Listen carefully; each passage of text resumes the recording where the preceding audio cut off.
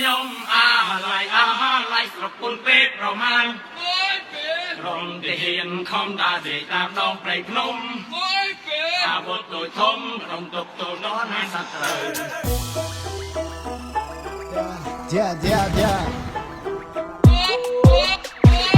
เกิดមកជាន់ផែនដីមានតែជីវិតមួយធ្លាប់ជួបរឿងស្មោះត្រង់ឬក៏ពុករលួយដឹងហើយឮហើយតែនៅចង់តែសាទោះដឹងថ្ងៃមិត្តត្រីជួបរឿងលំបាកមកធ្វើទេ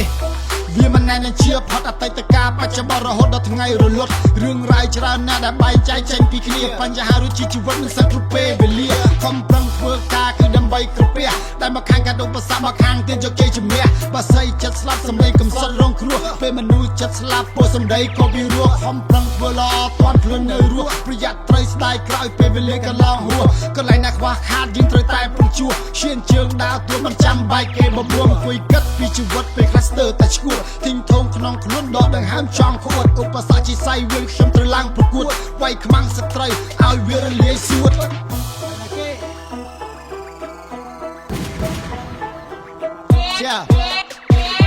បើកភ្នែកមើលច្បាស់ជាណាទំនេរខ្លាំងពេកមកឲ្យក្មេងជេរក្បាលពីមុនមិនប្រកាន់ព្រួយសបងស្រាឥឡូវទ្រាំមិនបានដែរញ៉ារៀងចា Lock in my eye it can kill you Fuck with me from what the fuck you Violate my right it never cool Fuck your name fuck your bitch fuck you too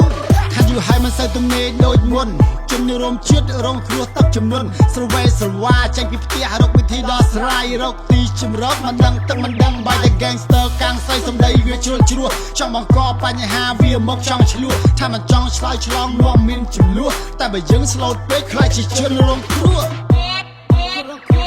នេះឃ្លានេះផ្ញើជូនណាប្រុសឡាចាស់ទំនើងស្រវងបែកងាងអានេះមេនាំភ្លើងមកបបួអញវាយប្រើដៃប្រើជើងឯអាំងបាក់ពួកដើរអឿទ្រង់ពើងខ្មែរមួយជីវិតនិយាយថាមនុស្សក៏ទឿក្តៅក៏ប៉ាត់កំសែងនេះក្បែរពេកថោកទៀតដល់កម្រិតពូកែតែយកមកសមត្ថភាពអញឲ្យក្តិតលេងមួយស្មាញឲ្យឯងរើសិតសរសេរសំណេរជាជំរឿននៅទៀនកថាទុកឲ្យក្មេងចំនួនក្រោយស្ដាប់រឿងអាប្រុសឡា gangster នៅស្រុកខ្មែរវិជាជនផ្ដាច់ការកុំយកតម្រាបតាមនាំថោកដល់គ្រួសារបា